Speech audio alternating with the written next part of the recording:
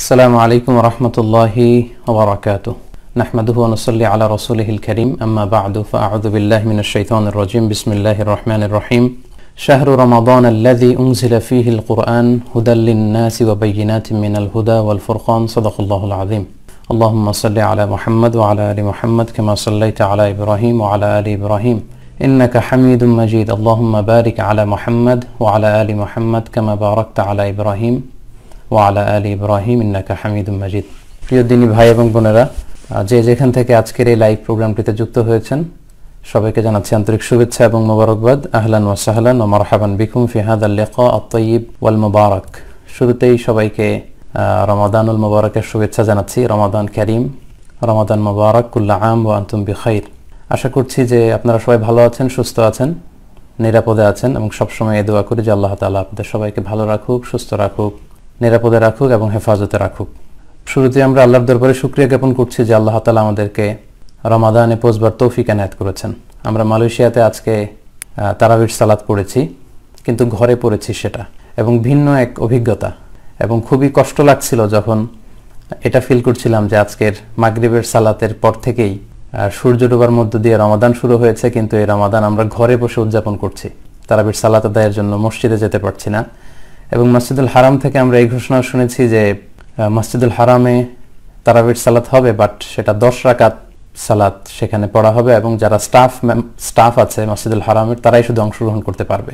আল্লাহর মেহেরবানি যে আমরা রমাদানে উপনীত হতে পেরেছি। যদিও আমরা মসজিদে যে সালাতুত তারাবি আদায় করতে পারিনি, কিন্তু তার বিপরীতে আল্লাহ প্রতিটি ঘরকে বাইতুল্লাহ বানিয়েছেন। এখন আমরা প্রত্যেকটি ঘরেই তারাবির সালাত জামাতের সাথে আদায় করবো ইনশাআল্লাহ। এবং আশা করছি যে আগামীকাল থেকে, পরশুদিন থেকে বাংলাদেশে সিয়াম সাধন শুরু হবে। আমরা আগামীকাল মালয়েশিয়াতে সিয়াম পালন শুরু করবো ইনশাআল্লাহ। এবছরের রমাদানটা আসলে একটা ডিফারেন্ট রমাদান আমাদের জন্য, an unique Ramadan as well as different Ramadan for Muslim ummah. কারণ আমি ব্যক্তিগতভাবেও আমার পুরো জীবনে এরকম রমাদান আমরা কখনো কাটাইনি, এবং কল্পনাও করিনি যে রমাদানে আমাদেরকে ঘরে বসে থাকতে হবে এবং ঘরে বসে ইবাদত করতে হবে। তো অন্যান্য রমাদানে আমরা মসজিদে যাওয়ার সুযোগ পেতাম, জামাতে সালাত আদায় করার সুযোগ পেতাম, তারাবির সালাতগুলো আমরা মসজিদে আদায় করতে পারতাম। রমাদানে ওমরা করার সুযোগ ছিল আমাদের, কারণ রমাদানের ওমরা হচ্ছে হজের সমান সওয়াব। কিন্তু এবছর এই সবগুলো সওয়াবের বিশেষ মাধ্যম থেকে আমরা মাহরুম। কোভিড-19 কারণে আমরা জানি যে গোটা বিশ্ব এখন একেবারে স্তব্ধ, নিথর। মাঝে মাঝে পৃথিবীতে কিছু বিপর্যয় এসেছিল যেগুলো পৃথিবীর বিশেষ কোনো দেশে এসেছিল বা বিশেষ কোনো জাতিগোষ্ঠীর উপর সেটা চেপে বসেছিল। কিন্তু বর্তমানে যে করোনা সংক্রান্ত সমস্যা আমরা কাটাচ্ছি বা যে ক্রাইসিস, এটা গোটা বিশ্বব্যাপী একটা ক্রাইসিস। তো এজন্যই আমাদেরকে ঘরেই সালাত আদায় করা লাগছে, যেহেতু সোশ্যাল ডিস্টেন্সিংয়ের কথা আমাদেরকে বলা হচ্ছে, আমাদেরকে বাসায় থাকতে বলা হচ্ছে, এবং এই রোগের ধরনটাই এমন যে আক্রান্ত কেউ যদি অন্য কারো কাছাকাছি যায় তাহলে অন্য কেউ তার দ্বারা আক্রান্ত হতে পারে, এই ভাইরাস ট্রান্সমিটেড হয়ে যেতে পারে। সেজন্য আমাদের সবসময় লকডাউনের এই পিরিয়ডগুলোতে ঘরেই থাকা উচিত, নিরাপদে থাকা উচিত, সেফ থাকা উচিত। আশা করছি আপনারা সবাই সেফ আছেন, নিরাপদে আছেন। আমি আজকে আমার পেজে একটি স্ট্যাটাস দিয়ে আজকের এই লাইভ প্রোগ্রামটি শুরু করেছি, এবং সেখানে বলেছি যে ধারাবাহিকভাবে 5টি লাইভ আমরা করব রমাদানুল মুবারক উপলক্ষে।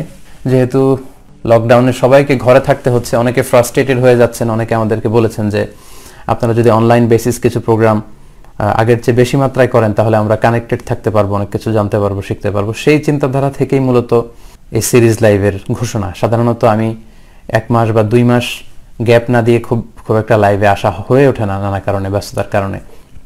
তো এখন যেহেতু আমরা অধিকাংশই ঘরে আছি, সো সেই দিকগুলো চিন্তা করে কানেক্টিভিটি বাড়ানোর জন্য, দাওয়াতি কার্যক্রম বাড়ানোর জন্য, এবং আমরা যাতে একে অপরের দ্বারা উপকৃত হতে পারি সেই চিন্তা থেকে 5টি লাইভ আমরা রমাদানুল মুবারককে কেন্দ্র করে করব, যার প্রথমটি হচ্ছে আজকে। এবং বাকি লাইভগুলো ধারাবাহিকভাবে আমরা প্রতি বৃহস্পতিবার বাংলাদেশ সময় 9টা 30 মিনিটে মিজানুর রহমান আজহারি নামের এই ভেরিফাইড পেজটি থেকে আমরা প্রেজেন্ট করব ইনশাআল্লাহ। মূল আলোচনাতে যাওয়ার আগে আমি ছোট্ট করে 3টি বিষয় আপনাদের সাথে শেয়ার করতে চাই। শুরুতেই বলে নিব যে প্রায় 33,400 দিনী ভাই এবং বোন আজকের এই লাইভটিতে যুক্ত হয়েছেন। আমি সবাইকে অনুরোধ করব আপনারা শেয়ার করে লাইভটি ছড়িয়ে দিন, যাতে অন্যান্যরাও যুক্ত হতে পারে। প্রথম কথাটি হচ্ছে, আপনারা দেখেছেন যে লকডাউনে ক্ষতিগ্রস্ত লোকদেরকে সহায়তার জন্য আমরা রামাদান ফুড প্যাক নামে একটি প্রজেক্ট চালু করেছিলাম এবং 7 দিনের জন্য একটা সময় বেঁধে দিয়ে আমরা ফান্ড রেজ করেছি। আপনাদের সকলের সহযোগিতা, আল্লাহর মেহেরবানিতে আমরা প্রায় বাংলাদেশের 35টি জেলায় 5,500 অসহায় লোকদের হাতে অথবা ক্ষতিগ্রস্ত লোকদের হাতে আমরা রমজান ফুড প্যাক পৌঁছে দিতে পেরেছি। আজকেও কিছু জেলায় বিতরণ হয়েছে এবং আগামীকালকে বাংলাদেশে রমাদান ফুড প্যাক বিতরণ করবার মধ্য দিয়ে আমরা এই প্রজেক্টটির একেবারে ইতি টানতে যাচ্ছি। আমি আজকের লাইভ প্রোগ্রামের মধ্য দিয়ে যারাই এই প্রজেক্টের যে কোনো পর্যায়ে যুক্ত ছিলেন আপনাদের সবাইকে আন্তরিক শুভেচ্ছা জানাই, মোবারকবাদ জানাই। দ্বিতীয় যে কথাটি বলবো যে বর্তমানে পরিস্থিতি যেটা আমরা কাটাচ্ছি, যে ক্রাইসিস মোমেন্ট কোভিড-19 কারণে, এটা আসলে গোটা বিশ্বব্যাপী ওয়ার্ল্ড ওয়াইড একটা ক্রাইসিস। সো এখানে একজন আক্রান্ত হলে আমরা সবাই আক্রান্ত হব কম বেশি। সো এজন্য আমাদের প্রত্যেকেরই সাহায্যের হাতটুকু বাড়িয়ে দেওয়া দরকার, যেটা আমরা বারবার বলে এসেছি, কারণ we all are in danger এই মুহূর্তে। সো আমাদের প্রত্যেকের সাধ্য অনুযায়ী সহায়তার হাত বাড়ানো উচিত। আল্লাহর হাবিব সাল্লাল্লাহু আলাইহি ওয়াসাল্লাম বলেছেন, খয়রুন নাস আনফাউলিন নাস, মানুষের মধ্যে আল্লাহর কাছে সবচেয়ে প্রিয় বা ভালো মানুষ সে যে অন্যের উপকার করে। তো আমরা এই কঠিন সময়ের জন্য অন্যের উপকারে আসতে পারি। এবং আল্লাহর হাবিব সাল্লাল্লাহু আলাইহি ওয়াসাল্লাম বলেছেন, আল্লাহু ফি আউনিল আবদি মা দামাল আবদু ফি আউনি আখি, আল্লাহ তাআলা ততক্ষণ বান্দার সহায়তায় থাকেন যতক্ষণ বান্দা তার আরেক ভাইয়ের সহায়তায় থাকে। আমরা যদি আমাদের কোনো বিপদগ্রস্ত ভাইয়ের প্রতি সহায়তার হাত বাড়িয়ে দিই, আল্লাহ তাআলা আমাদেরকে সাহায্য করবেন। তো এই পরিস্থিতিতে আমাদের প্রত্যেকের উচিত আমাদের সাধ্য অনুযায়ী অন্যকে সহায়তা করা। আমরা যদি আমাদের নিকটাত্মীয় যারা আছে, পোর রিলেটিভ যারা আছে, তাদের খোঁজখবর যদি আমরা নেই, আমাদের ফ্রেন্ড সার্কেলের মধ্যে কেউ হয়তো সমস্যায় থাকতে পারে, যেহেতু কাজকর্ম সবই বন্ধ, উপার্জনের সব মাধ্যম অনেকটাই বন্ধ, ফলে আমরা যদি আমাদের ফ্রেন্ডসদের খোঁজখবর নেই বা আমাদের কলিগস যারা আছে তারা কে কী অবস্থায় আছে তাদের খোঁজখবর যদি আমরা নেই, তাদের মধ্যে থেকে যদি কেউ সমস্যায় থেকে থাকে, অনাহারে থেকে থাকে, আর্থিক সংকটে থেকে থাকে, আমাদের উচিত তাদের কাছে আমাদের সাহায্যের হাতটুকু বাড়িয়ে দেয়া। পাশাপাশি আমাদের নেইবার, আমাদের প্রতিবেশী যারা আছে, প্রথমত আমাদের নিকটাত্মীয়, অসহায় নিকটাত্মীয়, পাশাপাশি আমাদের বন্ধু বান্ধবদের মধ্যে, ফ্রেন্ড সার্কেলের মধ্যে বা কলিগসদের মধ্যে যারা সমস্যায় আছে, এবং আমাদের চারিপাশে যারা থাকে, আমাদের প্রতিবেশী যারা, তাদের প্রতি কিন্তু আমাদের এই সাহায্যের হাতটুকুন বাড়িয়ে দরকার। এই 3 ক্যাটাগরিতে যদি আমরা একটু হেল্প অ্যান্ড সাপোর্ট করতে পারি, তাহলে কিন্তু আমাদের এই কমিউনিটি সার্ভিসটা হয়ে যায়। কারণ গভর্নমেন্টের একার দ্বারা এই পুরো ক্রাইসিসকে সামাল দেওয়া সম্ভব না। তাই আজকের লাইভের শুরুতেই আমি আপনাদেরকে বলে রাখতে চাচ্ছি যে আমাদের যার যতটুকু ক্যাপাসিটি আছে, আমরা যেন অসহায় লোকদের প্রতি সাহায্যের হাতটুকু বাড়িয়ে দিই। নট নেসেসারি যে আমাকে লক্ষ লক্ষ টাকা দিয়ে সহায়তা দিতে হবে।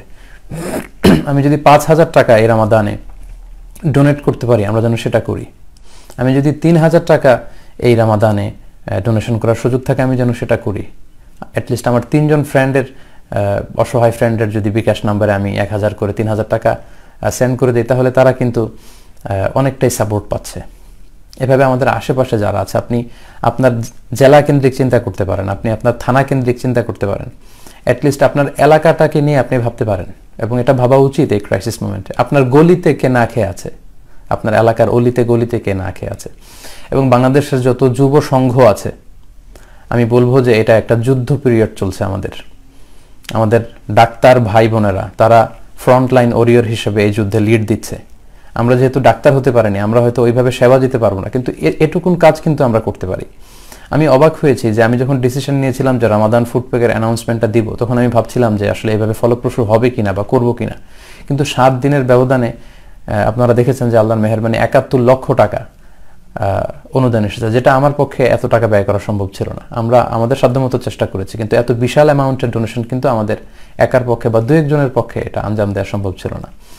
তাই আমি শুরুতে বলে রাখি যে বাংলাদেশের যতগুলো যুব সংঘ আছে, যতগুলো অর্গানাইজেশন আছে, আমি মনে করি যে প্রত্যেকের এই ক্রাইসিস মোমেন্টে দায়িত্বশীল ভূমিকা পালন করতে হবে।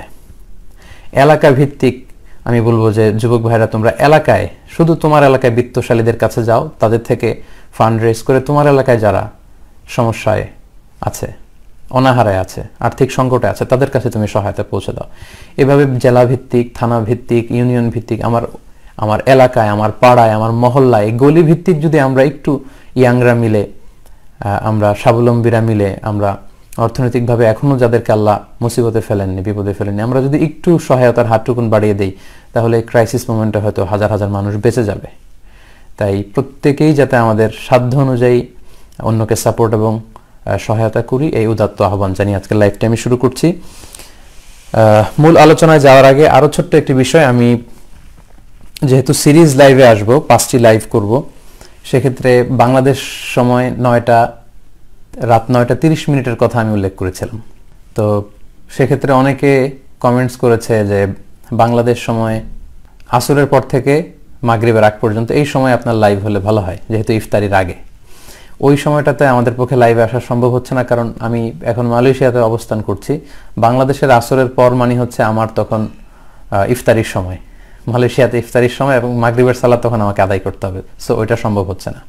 আর রাত্রিবেলায় 9:30 সময় নির্ধারণ করার কারণ হচ্ছে এখন যেহেতু ঘোষণা এসেছে যে 12 জনের বেশি সালাতুত তারাবি মসজিদে যে আদায় করতে পারবে না, এবং অবশ্যই সেটা সোশ্যাল ডিস্টেন্সিং মেনটেন করে ফাঁকা ফাঁকা রেখে আদায় করতে হবে।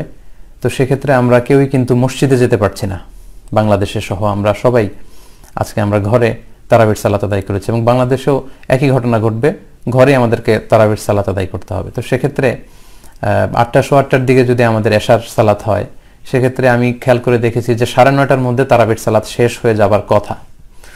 ওই দৃষ্টিকোণ থেকে 9:30 এই সময়টাকে লাইভের জন্য নির্ধারণ করা হয়েছে। তারপরেও আপনাদের যদি বিশেষ কোনো অবজারভেশন থাকে বা কোনো পরামর্শ থাকে, আজকের এই লাইভের কমেন্টস বক্সে আপনারা জানাবেন যে বাংলাদেশ সময় রাত 9:30 এটা ঠিক আছে কিনা, নাকি একটু কম বেশি করা লাগবে।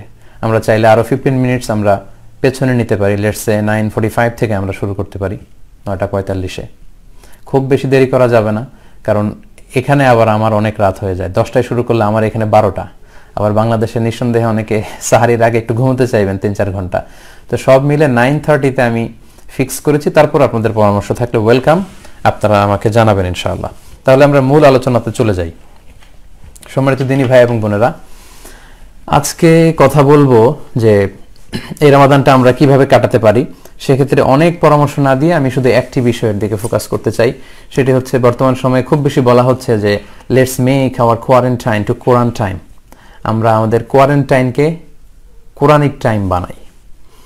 আসলে এটা খুব অসাধারণ এবং দুর্দান্ত একটা আইডিয়া যে কোয়ারেন্টাইনের সময়টাকে আমরা কেন কোরআন টাইম কেন বানাবো না।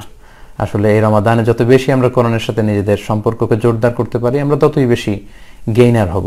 আমি আমার আলোচনার শুরুতে সূরাতুল বাকারার 185 নম্বর আয়াত তেলাওয়াত করেছি। সেখানে আল্লাহ তাআলা ইরশাদ করছেন, শাহরু রমাদান আল্লাযী উনজিলা ফীহিল কুরআন হুদাল লিন-নাসি ওয়া বায়িনাতিন মিনাল হুদা ওয়াল ফুরকান। রমাদান হচ্ছে এমন একটি মাস যে মাসে আল্লাহ তাআলা কোরআন নাজিল করেছেন, এবং এই কোরআনে আছে হুদাল লিন-নাস, মানুষের জন্য হেদায়েত, গাইডলাইন্স, ও বায়িনাতিন মিনাল হুদা, এবং এই হেদায়েতের উপর ভিত্তি করে বিশদ বর্ণনা, ওয়াল ফুরকান, এবং কোরআনের মধ্যে সত্য মিথ্যার পার্থক্য করবার মতো যত ধরনের দিক আছে এগুলো উল্লেখ করা হয়েছে। তাহলে সূরাতুল বাকারার 185 নম্বর আয়াতের আলোকে আমরা বুঝতে পারলাম যে রমাদান মাসে আল্লাহ তাআলা কোরআন নাজিল করেছেন। তাহলে যে মাসটি আমরা সম্মানিত ভাই এবং বোনেরা কাটাতে যাচ্ছি, এটা হচ্ছে কোরআন নাজিলের মাস, এটা হচ্ছে কোরআনকে উদযাপনের মাস। এজন্য এই মাসে কোরআনের সাথে আমাদের একটা মজবুত সম্পর্ক গড়ে তোলবার চেষ্টা করতে হবে, নতুন করে একটা সম্পর্ক গড়বার চেষ্টা করতে হবে, কোরআনের সাথে আমাদের অ্যাটাচমেন্টটাকে বাড়ানোর চেষ্টা করতে হবে, যেহেতু এটা কোরআন নাজিলের মাস। আমরা অন্যান্য ইবাদত তো পুরো রমাদানে করবই, জামাতে সালাত আদায় করা, তারাবির সালাত পড়া, ইফতারি করা, সাহুর খাওয়া, কিয়ামুল লাইল করা, কিন্তু সবচাইতে বেশি সময় যাতে আমরা কোরআন কেন্দ্রিক দেই, আমরা এই রমাদানটাকে কোরআনিক রমাদান বানাতে চাই। এই রমাদানটা যেন, এই রমাদানের প্রধান সিলেবাস যেন থাকে আমাদের কোরআন। এটাই হচ্ছে আজকে আমার আলোচনার প্রতিপাদ্য বিষয়, যে এবারের রমাদানের এই যে ইউনিক রমাদান বা ডিফারেন্ট রমাদান আমরা কাটাতে যাচ্ছি, আমাদের রমাদান 2020, রমাদান 1441 হিজরির যে রমাদান, এই রমাদানটা যেন আমাদের কোরআনময় রমাদান হয়। কোরআনকে যেন আমরা এই পুরো মাসে বন্ধু বানিয়ে রাখতে পারি এবং সে অনুযায়ী যেন সবসময় আমরা আমল করতে পারি। আমরা যদি একটু খেয়াল করি তাহলে দেখব যে ফেরেশতাদের মধ্যে সর্বশ্রেষ্ঠ ফেরেশতা হচ্ছেন জিবরাইল আলাইহিস সালাম। তিনি কোরআন নিয়ে পৃথিবীতে এসেছিলেন। তো জিবরাইল আলাইহিস সালাম কোরআন নিয়ে পৃথিবীতে নাজিল হওয়ার কারণে উনি হয়েছেন পৃথিবীর শ্রেষ্ঠ ফেরেশতা। আবার রমাদান আল মুবারক, এই মাসে কোরআন নাজিল হওয়ার কারণে এই মাসটি হয়েছে পৃথিবীর শ্রেষ্ঠতম মাস। আবার কদরের রাতে কোরআন নাজিল হওয়ার কারণে কদরের রাত হয়েছে পৃথিবীর শ্রেষ্ঠ রাত। আল্লাহ রাসূল সাল্লাল্লাহু আলাইহি ওয়াসাল্লামের উপর কোরআন নাজিল হওয়ার কারণে আল্লাহ রাসূল সাল্লাল্লাহু আলাইহি ওয়াসাল্লাম হয়েছেন শ্রেষ্ঠ নবী। এবং আমাদের জন্য বা আমাদের উপর কোরআন নাজিল হওয়ার কারণে, এই উম্মতে মুহাম্মাদের উপর কোরআন নাজিল হওয়ার কারণে উম্মতে মুহাম্মাদি হয়েছে শ্রেষ্ঠ উম্মাহ। আমাদেরকে বলা হয় খায়রু উম্মাহ। খেয়াল করেছেন বিষয়টা, যে জিবরাইল আলাইহিস সালাম তিনি কোরআন নিয়ে এসে হয়েছেন শ্রেষ্ঠ ফেরেশতা। রমাদান কোরআন পেয়ে হয়েছে শ্রেষ্ঠ মাস। কদর, লাইলাতুল কদর কোরআন পেয়ে হয়েছে শ্রেষ্ঠ রাত। আল্লাহর হাবিব সাল্লাল্লাহু আলাইহি ওয়াসাল্লাম কোরআন ধারণ করে হয়েছেন শ্রেষ্ঠ রাসূল। আমাদেরকে কোরআন দিয়ে আমাদেরকে বানানো হয়েছে শ্রেষ্ঠ উম্মাহ, খায়রু উম্মাহ। তেমনি আমাদের মধ্য থেকেও যারা কোরআনের সাথে সবসময় সম্পর্ক জুড়ে দিবে, সবসময় হৃদয়টাকে কোরআনের সাথে জড়িয়ে রাখবে, মিলিয়ে রাখবে, তারা হবে এই পৃথিবীর শ্রেষ্ঠতম মানুষ। তাই সেই বিবেচনায় আসুন, এ রমাদানের আমাদের প্রাইম সিলেবাস আমরা কোরআন আল কারীমকে বানাই। আমরা যেন বেশি বেশি তেলাওয়াত করি, আমরা যেন কোরআনের সাথে সম্পর্কটাকে আরো জোরদার করি। এ হচ্ছে আমার first and foremost message for tonight's live program. দ্বিতীয় পর্যায়ে যে কথাটি বলবো সেটি হচ্ছে, এ রমাদানে আমাদেরকে বেশি বেশি কোরআনিক রেসাইটেশন করতে হবে। কিভাবে অ্যাটাচমেন্টটা আমরা বাড়াবো? কোরআনের সাথে সম্পর্ক জোরদার করার অন্যতম মাধ্যম হচ্ছে কোরআনিক রেসাইটেশন। সেটি কোরআন হাতে নিয়ে হতে পারে, সেটি তারাবির সাল্লাতে মুসাল্লায় দাঁড়িয়ে হতে পারে, সেটি কিয়ামুল লাইলে রাত্রির গভীরেও হতে পারে। তো এই ক্ষেত্রে আমাদের বাংলাদেশে যেটা হয়, খতম তোলার জন্য খুব বেশি অনেকে উঠে পড়ে লাগেন যে কে কয় খতম, এরকম এমনটা আমরা দেখেছি যে অনেকে 5 খতম বা 6 খতম দিয়ে অন্যকে ফোন করে বলে যে আমি তো 6টা দিলাম, মানে আমি তো 6টা খতম দিলাম, আপনি কয়টা দিলেন? তো উনি আবার বলে যে আমি তো আসলে দিতে পারি নাই, অসুস্থ ছিলাম, আমি 3টা দিয়েছি, গত বছর 5টা দিয়েছিলাম, এবছর এত বেশি দিতে পারি নাই, 3টা দিয়েছি। এই যে খতম দেওয়ার একটা ট্র্যাডিশন, মানে 5 খতম, 7 খতম, 10 খতম, এবং সেটা আবার অন্যের সাথে শেয়ার করা বা অনেকটা শো অফের মতো করা, এটা কিন্তু আসলে মূল দাবি বা উদ্দেশ্য ছিল না কোরআন নাজিলের। এজন্য খতম ওঠানোর জন্য উঠে পড়ে না লেগে আমাদের বিশুদ্ধ তেলাওয়াত নিশ্চিত করা উচিত। আমরা প্রতিদিন যতটুকু রমাদানে তেলাওয়াত করব আমরা যাতে বিশুদ্ধভাবে করি, তাজভিদ মেনটেন করে যেন করি, তাহসিনের সাথে করি, এবং তেলাওয়াতের গুণগত মান নিশ্চিত করে যাতে আমরা তেলাওয়াত করি। কারণ রুব্বা কারিলিল কোরআন ওয়াল কোরআনু ইয়ালআনুহু, কোরআনের কিছু কারি আছে বা তেলাওয়াতকারী আছে যাদেরকে কোরআন রহমতের পরিবর্তে লানত দেয়। তো আমরা যেন রহমতের মাসে লানত না কুড়াই, আমরা যেন বেশি বেশি রহমত কুড়াতে পারি। এজন্য প্রথম কথা হচ্ছে যে আমরা যাতে তাজভিদ মেনটেন করে তেলাওয়াতের গুণগত মান নিশ্চিত করে কোরআন তেলাওয়াত করি। কারণ কালামুল্লাহ মাজিদে সূরাতুল মুজাম্মিলের 4 নম্বর আয়াতে আল্লাহ তাআলা আমাদেরকে আদেশ করেছেন এবং বলেছেন ওয়ারাত্তিলিল কুরআনা তারতিলা।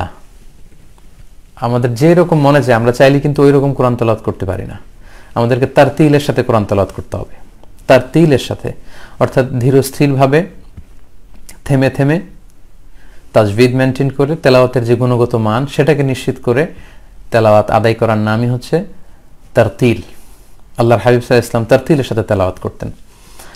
আনাস রাদিয়াল্লাহু তাআলা আনহুকে জিজ্ঞেস করা হলো যে আল্লাহর হাবিব সাল্লাল্লাহু আলাইহি ওয়াসাল্লামের তেলাওয়াত কেমন ছিল, তিনি কিভাবে কোরআনকে আবৃত্তি করতেন, কিভাবে তেলাওয়াত করতেন? সাইয়েদনা আনাস রাদিয়াল্লাহু তাআলা আনহু বললেন যে কানাত মাদ্দান, ইয়ানি কানাত কিরাআতু রাসূলুল্লাহ সাল্লাল্লাহু আলাইহি ওয়াসাল্লাম মাদ্দান। আল্লাহ রাসূল সাল্লাল্লাহু আলাইহি ওয়াসাল্লাম যখন কিরাআত করতেন, তিনি কিরাআত পড়তেন বা তেলাওয়াত করতেন, তিনি টেনে টেনে পড়তেন, টেনে টেনে। আলহামদুলিল্লাহি রাব্বিল আলামিন আর রহমানির রহিম মালিকি ইয়াউমিদ্দিন, এই যে টেনে টেনে, কানাত মাদ্দান, টেনে টেনে তেলাওয়াত করতেন, দ্রুত তেলাওয়াত করতেন না। আমাদের উম্মে সালামা রাদিয়াল্লাহু তাআলা আনহা, ওনাকে জিজ্ঞেস করা হয়েছিল যে কাইফা কানাত কিরাআতু রাসূলিল্লাহ, আল্লাহর হাবিব সাল্লাল্লাহু আলাইহি ওয়াসাল্লাম কিভাবে তেলাওয়াত করতেন? সুনানে তিরমিজির বর্ণনায় তিনি বলছেন যে কানা রাসূলুল্লাহ সাল্লাল্লাহু আলাইহি ওয়াসাল্লাম ইউকাত্তিউ কিরাআতাহু আয়াতান আয়াতান, প্রতি আয়াতে তিনি থামতেন, আয়াত আয়াত করে তেলাওয়াত করতেন। অর্থাৎ আলহামদুলিল্লাহি রাব্বিল আলামিন বলে তিনি থামতেন, তারপর তিনি আর রহমানির রহিম পড়তেন, তারপর থামতেন, তারপর মালিকি ইয়াউমিদ্দিন পড়তেন, তারপর থামতেন। অর্থাৎ প্রতিটি আয়াত তিনি থেমে থেমে শেষ করে এরপর নতুন আয়াতে যেতেন।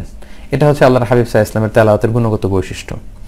এবং সুনানে আবু দাউদের বর্ণনায় আল্লাহর হাবিব সাল্লাল্লাহু আলাইহি ওয়াসাল্লাম বলেছেন যে যায়িনুল কুরআনা বিআসওয়াতিকুম, তোমরা তোমাদের কণ্ঠের মাধ্যমে কোরআনটাকে সুশোভিত করো, সুন্দর করে সুশোভিত করে তোমরা কোরআন তেলাওয়াত করো। অর্থাৎ যার গলায় আল্লাহ যতটুকু সুর দিয়েছেন, যতটা সুন্দর করে, যতটা আন্তরিকতার সাথে কোরআন তেলাওয়াত করা যায়, ঠিক সেভাবে তোমরা কোরআনিক রিসাইটেশনটা করো।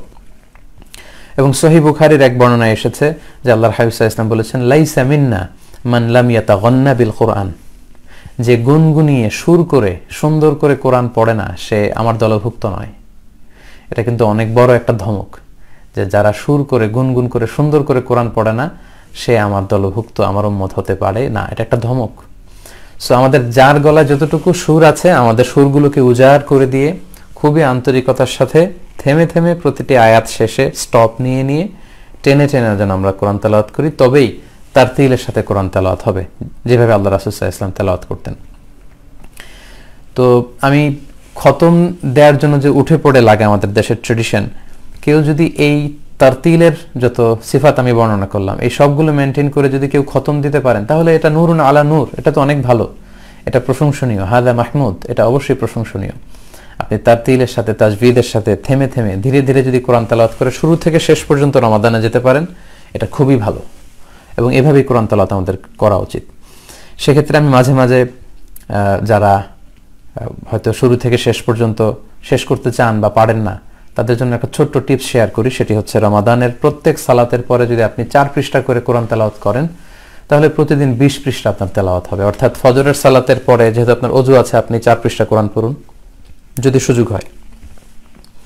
জোহরের সালাতের পরে আরো 4 পৃষ্ঠা পড়ুন, আসরের সালাতের পর আরো 4 পৃষ্ঠা, এভাবে 5 ওয়াক্ত সালাত শেষে 4 পৃষ্ঠা করে যদি আপনি পড়েন, তাহলে 4 5 20 20 পৃষ্ঠা, আর প্রতিটি পাড়ায় 20 পৃষ্ঠা থাকে হেফজ কোরআনে। বাংলাদেশের নুরানি যে কোরআন 20 পৃষ্ঠা থাকে, তাহলে প্রত্যেক সালাত শেষে 4 পৃষ্ঠা করে পড়লে কিন্তু আপনি একদিনে 20 পৃষ্ঠা কোরআন তেলাওয়াত করতে পারলেন, এক পারা। তার মানে 30 দিনে আপনি সহজেই 30 পারা এভাবে পড়তে পারেন। এটা হচ্ছে যাদের পক্ষে সম্ভব হয়ে ওঠে না। আর যারা টাইম ফিক্স করে পড়তে অভ্যস্ত, যে না আমি প্রতিদিন ফজরের পরে 2 ঘন্টা পড়ি বা রমাদানে আমি জোহরের পরে 2 ঘন্টা পড়ি, তাদের কথা ভিন্ন। তাহলে সম্মানিত শুধু প্রথম কথা আমরা যেটা বললাম সেটা হচ্ছে তেলাওয়াতের গুণগত মান নিশ্চিত করে যাতে আমরা তেলাওয়াত করি। এই রমাদানের আমাদের প্রধান সিলেবাস হবে কোরআন, কারণ অনেক বেশি পরিকল্পনা যখন আমরা নেই, অনেক সময় অনেকের কাছ থেকে এই অভিজ্ঞতার কথা শুনে যে অনেকগুলো পরিকল্পনা রমাদানে নিয়েছিলাম, আসলে কোনোটাই করা হয়নি। তাই আমি বলবো যে রমাদানে আমরা কোরআন কেন্দ্রিক যেন প্ল্যান করি। আমরা অনেক মুহাদ্দিসিন একরামদের জীবনী জানি, ওনারা জগৎ বিখ্যাত মুহাদ্দিস ছিলেন, কিন্তু রমাদান আসলে আর হাদিস চর্চা করতেন না। মুহাদ্দিস হচ্ছেন যারা হাদিস শাস্ত্রে পারদর্শী। রমাদানে হাদিসের কিতাব রেখে দিয়ে ওনারা কোরআন তেলাওয়াত, কোরআনের তাফসির এগুলো পড়তেন। সেক্ষেত্রে আমরা মুসনাদে আহমদ ইবনে হাম্বলের সংকলক ইমাম আহমদ ইবনে হাম্বলের কথা বলতে পারি। লক্ষ লক্ষ হাদিস মুখস্থ জানতেন, স্বতন্ত্র হাদিসের কিতাব হিসেবে অনেক বড় একটা হাদিসের কম্পাইলেশন করেছেন মুসনাদ আহমদ ইবনে হাম্বল। তো তিনি রমাদান আসলে ওনার হাদিসের পাণ্ডুলিপিগুলো সব রেখে দিয়ে কোরআন নিয়ে বসে যেতেন। তাই আমাদের এবারের রমাদানটা যেন আমরা শুধু কোরআন কেন্দ্রিক প্ল্যান করি বেশি বেশি। এ পর্যায়ে বলবো যে কোরআন তেলাওয়াতের পাশাপাশি আপনারা যেটা করতে পারেন সেটা হচ্ছে listening to the recitation of the holy Quran. কোরআনের তেলাওয়াত শোনা অনেকের এই ভালো অভ্যেসটি আছে, MP3 করে, মোবাইলে করে, কিন্তু কিংবা ঘরে টিভি সেটে আপনারা কোরআন ছেড়ে দিয়ে রাখতে পারেন। কারণ কোরআন তেলাওয়াত করা যেমনি সওয়াবের, কোরআন মনোযোগ দিয়ে শ্রবণ করাও সওয়াবের, এটাও অনেক সওয়াব। সূরাতুল আরাফের 204 নম্বর আয়াতে আল্লাহ বলছেন ওয়া ইযা কুরিআল কুরআনু ফাসতামিউ লাহু ওয়া আনসিতু লাআল্লাকুম তুরহামুন। যখন তোমাদের সামনে কোরআনের তেলাওয়াত করা হয় তখন সেটাকে তোমরা মনোযোগ দিয়ে শোনো এবং চুপ থাকো, তাহলে আল্লাহর রহমতের বাড়িধারা তোমাদের উপর নাজিল হবে। তাই রমাদানের তেলাওয়াতের পাশাপাশি আমরা কোরআন তেলাওয়াত শুনতে পারি। বাসায় আপনারা হালকা আওয়াজে কোরআনের তেলাওয়াত ছেড়ে দিয়ে রাখতে পারেন। আরব শায়েখদের অনেক সুন্দর সুন্দর তেলাওয়াত পাওয়া যায়, শায়েখ আব্দুর রহমান সুদাইসির তেলাওয়াত পাওয়া যাবে। তারা মিষ্টি কণ্ঠ পছন্দ করেন, মিশারি রাশিদ আল আফাসির তেলাওয়াত আপনারা শুনতে পারেন। বান্দার ইবনে আব্দুল আজিজ আল বালিলা, ওনার তেলাওয়াত খুব সুন্দর। হারাম আল মাক্কি ওয়াল মাদানির যে শুয়ুখরা আছেন তাদের তেলাওয়াত কিন্তু আপনারা ডাউনলোড করে শুনতে পারেন। বাসায় আপনারা অল্প আওয়াজে এগুলো ছেড়ে দিয়ে রাখতে পারেন। এতে করে সুবিধা হচ্ছে কি, শায়েখরা কিভাবে তেলাওয়াত করছেন সেটা আপনি শুনলেন, লেটস সে আপনি সূরা আর রহমান মুখস্থ করেছেন, যখন আপনি শাইখ সুদাইসির কণ্ঠে আর রহমান শুনবেন তখন আপনি মিলাতে পারবেন, এটাকে তালাক্কি বলে। আপনি ওনার থেকে তালাক্কি করলেন, খেয়াল করলেন যে উনি কিভাবে ইদগাম করলো, উনি কিভাবে গুন্না করলো, উনি কোথায় কতটুকু মাদ মানে টান দিল, সিত্তা হারাকাত আর বা হারাকাত কিভাবে উনি এটা আদায় করলো। তো এভাবে শাইখদেরকে ফলো করা যায়। এজন্য আমি বলবো কোরআন তেলাওয়াতের পাশাপাশি আমরা যেন কোরআন এর তেলাওয়াতের লিসনিংটা আমরা বাড়াই, আমরা যেন বেশি বেশি কোরআন তেলাওয়াত শুনি, কারণ কোরআন তেলাওয়াত করা যেমনি সুন্নাহ, কোরআন শোনাও তেমন সুন্নাহ। 4 নম্বরে বলবো যে কোরআন শিখা এবং শিখানো, teaching and learning the holy Quran. এই রমাদানে আমরা বিশুদ্ধ কোরআন তেলাওয়াতের প্রশিক্ষণ নিতে পারি। যারা আমরা কোরআন পড়তে জানি না তাদের জন্য একটা অপূর্ব সুযোগ, যেহেতু লকডাউনে বাসায় বসে থাকা লাগছে, সো বাসায় বা আশেপাশে কেউ যদি থাকেন যিনি কোরআন শেখাতে পারেন, তার কাছ থেকে কোরআন শিখে নেওয়া দরকার। এই অপরচুনিটি জীবনে আপনি নাও পেতে পারেন। অনেকের জন্য লকডাউন ব্লেসিং, হয়তো এমন এমন কিছু কাজ তাদের জীবনে এখনো করা হয়নি, সেটাই রমাদানের সুযোগ হবে। হয়তো অনেকে শুরু থেকে শেষ পর্যন্ত কোরআনটা পড়ার সুযোগ পাবে বা কোরআন শিখে নেওয়ার সুযোগ পাবে। সো এই অপরচুনিটি যেন আমরা কাজে লাগাই। আমরা একটু শক্ত সিদ্ধান্ত নিলেই পারি, দরকার শুধু আপনার একটা শক্ত সিদ্ধান্ত। দ্য ডিসিশন ইজ ইয়োর্স, সিদ্ধান্ত আপনার। তৌফিক দেওয়ার মালিক হচ্ছেন আল্লাহ। আল্লাহ তাআলা তৌফিক অবশ্যই দেবেন যদি আপনার একটা শক্ত ডিসিশন থাকে যে আমি কোরআন পড়তে জানি না, কোরআন নাজিলের এই বরকতের মাসে এ রমাদানে আমি কোরআন শিখব। সো সবচেয়ে ভালো হয় যদি কারো কাছ থেকে সরাসরি শিখতে পারেন, শায়েখের কাছ থেকে আপনি শিখলেন, উনি আপনাকে কারেক্ট করে দিল, শিখিয়ে দিল। আর এটার সুযোগ না হলে অনলাইনে আমরা শিখতে পারি। অনলাইনে কিন্তু কোরআন শিক্ষার আসরের এরকম অনেক প্রোগ্রাম আপনি পাবেন। ইউটিউবে আপনি কোরআন শিক্ষার আসর বা কোরআন শিক্ষা বা অনলাইনে কোরআন শিক্ষা এগুলো লিখে সার্চ দিলেই ভুরি ভুরি আপনি লেকচার ম্যাটেরিয়াল পাবেন, যেগুলো ফলো করার মধ্য দিয়ে, অনুশীলন করার মধ্য দিয়ে আপনি কোরআন শিখে ফেলতে পারেন। আল্লাহর হাবিব সাল্লাল্লাহু আলাইহি ওয়াসাল্লাম সহিহ বুখারীর বর্ণনায় বলেছেন, খায়রুকুম মান তাআল্লামাল কুরআনা ওয়া আল্লামাহু, তোমাদের মধ্যে সবচাইতে শ্রেষ্ঠ ব্যক্তি সে যে নিজে কোরআন শিখে এবং অন্যকে কোরআন শেখায়। সো আমরা যদি কোরআন শিখতে শুরু করি, আল্লাহর হাবিব সাল্লাল্লাহু আলাইহি ওয়াসাল্লামের বর্ণনা অনুযায়ী আমরা শ্রেষ্ঠ মানুষদের অন্তর্ভুক্ত। আবার আমরা যদি শিখিয়ে দেই তখনও শ্রেষ্ঠ মানুষদের অন্তর্ভুক্ত। যাদের বয়স হয়ে গিয়েছে, আগে কোরআন শেখার সুযোগ হয়নি, তারা এই সুযোগটুকু কিন্তু আমরা কাজে লাগাতে পারি। কারণ কোরআন শেখার কোনো বয়স নেই, যে কোনো বয়সে আপনি শিখতে পারেন, শিখতে কোনো লজ্জা নেই, জানতে কোনো লজ্জা নেই। এবং সহিহ বুখারীতে আল্লাহর হাবিব সাল্লাল্লাহু আলাইহি ওয়াসাল্লাম বলেছেন, ওয়াল্লাযী ইয়াকরাউল কুরআন ওয়া ইয়াতাতাআতা, যে কোরআন পড়ে এবং আটকে যায়, তা মানে 70 বছরের বয়স বা 60 বছরের বয়স কেউ যদি নতুন করে কোরআন শিখে, ছোট বাচ্চা যেমনি স্মুথলি কোরআন পড়ে তার মুখ দিয়ে এভাবে বেরোবে না, পড়তে যে আটকে যাবে, কষ্ট হবে। এই কষ্ট হওয়ার কারণে আল্লাহর হাবিব সাল্লাল্লাহু আলাইহি ওয়াসাল্লাম বলেছেন তার জন্য লাহু আজরান, 2টা সওয়াব, মানে ডাবল সওয়াব। এক হচ্ছে কোরআন তেলাওয়াত করছে এর জন্য সওয়াব, আর এক হচ্ছে ইয়াতাতাআতা মানে হচ্ছে এই যে মামলিং করছে, মুখে আটকে যাচ্ছে, এটার জন্য আল্লাহ তাআলা ডাবল সওয়াব দিবেন। এজন্য আমাদের আশেপাশে যারা কোরআন পড়তে জানে না, দেখে দেখে আমরা যদি সুযোগ হয় তাদেরকে যেন একটু কোরআন শেখাই। কারণ আল্লাহর হাবিব সাল্লাল্লাহু আলাইহি ওয়াসাল্লাম বলেছেন, আদ-দাল্লু আলাল খাইরি কাফাইলি, কেউ যদি ভালো কোনো দিকে কাউকে পথ দেখায় তাহলে ওই ভালো কাজটা করলে যে সওয়াব, পথ দেখালে বা সাহায্য করলে, হেল্প করলে এই একই সওয়াব। আপনি যদি সূরা ফাতিহা কাউকে শিখিয়ে দেন, কিভাবে সূরা ফাতিহা পড়তে হয় এটা যদি কাউকে আপনি শিখান, তাহলে ওই ব্যক্তি যতদিন সূরা ফাতিহা পড়বে তার জীবনে তার একটা পার্সেন্টেজ সওয়াব কিন্তু আপনি আপনার আমলনামায় পেয়ে যাবেন। এজন্য আমরা যেন কোরআন শিখি এবং শেখাই। পাশাপাশি আমরা যেন কোরআন শুনি এবং শোনাই, খুব ইম্পর্টেন্ট একটা পয়েন্ট। আমরা অনেক সময় কোরআন শোনাতে চাই না অন্যকে। কোরআনকে শেখা এবং শেখানোর একটা গুরুত্বপূর্ণ মাধ্যম হচ্ছে কোরআন অন্যকে শোনানো। অন্যকে শোনালে আপনার কোরআন পড়াটা খুব মজবুত হবে, পাকাপোক্ত হবে। এবং অন্যের থেকে যদি আপনি শোনেন, সেক্ষেত্রে আপনার কোরআন শেখাটা বা জানাটা খুব মজবুত হবে। এবং আল্লাহর হাবিব সাল্লাল্লাহু আলাইহি ওয়াসাল্লাম এটা করতেন। মুআরাদাতুল কোরআন সহিহ বুখারীতে এসেছে, প্রতি বছর সারা বছর কোরআনের যে সমস্ত আয়াতগুলো নাজিল হতো, রমাদান মাসে আল্লাহর হাবিব সাল্লাল্লাহু আলাইহি ওয়াসাল্লাম ওই সবগুলো আয়াত, ওই সবগুলো সূরা জিবরাইল আলাইহিস সালামকে শোনাতেন।